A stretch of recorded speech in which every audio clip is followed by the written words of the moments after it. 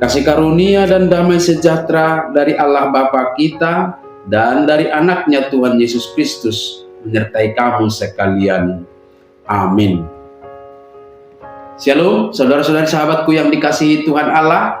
Firman Tuhan yang menyapa kita di akhir pekan ini, hari Sabtu, tanggal 19 Juli 2025, tertulis di dalam Galatia pasal 5 ayat 7. Mari sahabatku, kita simak dan renungkan firman Tuhan yang menjadi kekuatan dan inspirasi untuk menjalani hari ini. Demikian. Dahulu kamu berlomba dengan baik.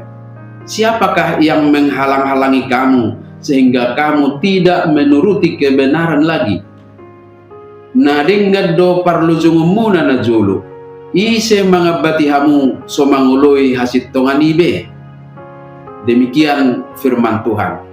Sahabat renungan harian, saudara-saudariku yang dikasihi Tuhan Allah, hari ini firman Tuhan mengajak kita untuk memeriksa hati, komitmen dan kesetiaan kita dalam mengikut Kristus. Teguran yang tajam sekaligus pertanyaan reflektif dari Rasul Paulus kepada jemaat di Galatia ini juga menjadi teguran buat kita dalam menjalani hidup sebagai anak-anak Tuhan dalam menghadapi tantangan zaman. Jemaat Galatia memulai iman mereka dengan baik, menerima Injil dengan sukacita, mengalami kebebasan dalam Kristus, dan hidup dalam pimpinan Roh Kudus. Namun ada sesuatu yang menghalangi mereka, yang membuat mereka menyimpang dari kebenaran Injil. Pengalaman seperti ini mungkin saja pernah kita alami. Kita memulai perjalanan iman kita dengan semangat membara. Kita merasakan sukacita yang melimpah atas pengampunan dosa, kebebasan dari beban hukum Taurat, dan kehadiran Roh Kudus yang memimpin hidup kita.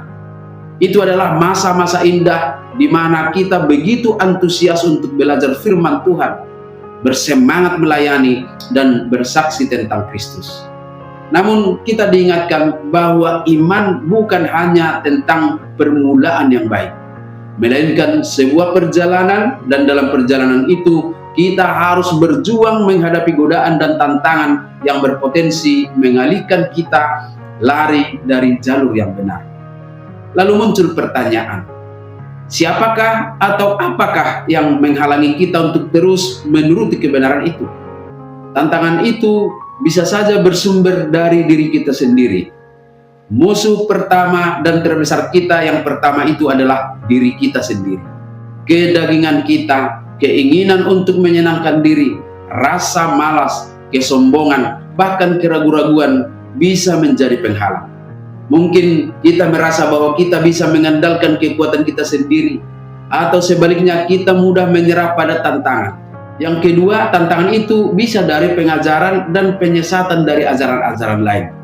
Yang ketiga, bisa saja dari tekanan sosial, yaitu adanya kecenderungan zaman yang mengajarkan nilai-nilai yang bertentangan dengan kebenaran firman Tuhan, yang membuat kita akhirnya harus menyesuaikan diri kepada kecenderungan itu karena malu berbeda dari orang lain. Dan yang keempat, tantangan itu juga bisa bersumber dari kesulitan dan penderitaan hidup kita. Ketika kita menghadapi kesulitan, mengalami penderitaan, atau mengalami kegagalan, kita bisa tergoda untuk menyalahkan Tuhan atau meragukan kebaikannya. Tetapi hari ini kita ditegur dengan sangat tajam. Kalau pada mulanya kita berlomba dengan baik dan mengawalinya dengan baik, mari tetap komitmen kepada kebenaran Kristus. Mari berjuang menaklukkan penghalang-penghalang itu. Tetap setia hidup sesuai dengan apa yang diajarkan oleh Injil. Hidup dalam kebebasan yang diberikan oleh Kristus, dan membiarkan Roh Kudus memimpin hidup kita. Jika saat ini iman kita sedang terusik, mari periksa kembali motivasi dan fokus hidup kita. Mohonlah pertolongan kepada Roh Kudus untuk menyingkirkan segala penghalang itu, supaya tetap hidup dalam kebenaran dan menjadikan Kristus sebagai yang utama. Amin. Selamat berakhir pekan, selamat beraktivitas, Tuhan memberkati.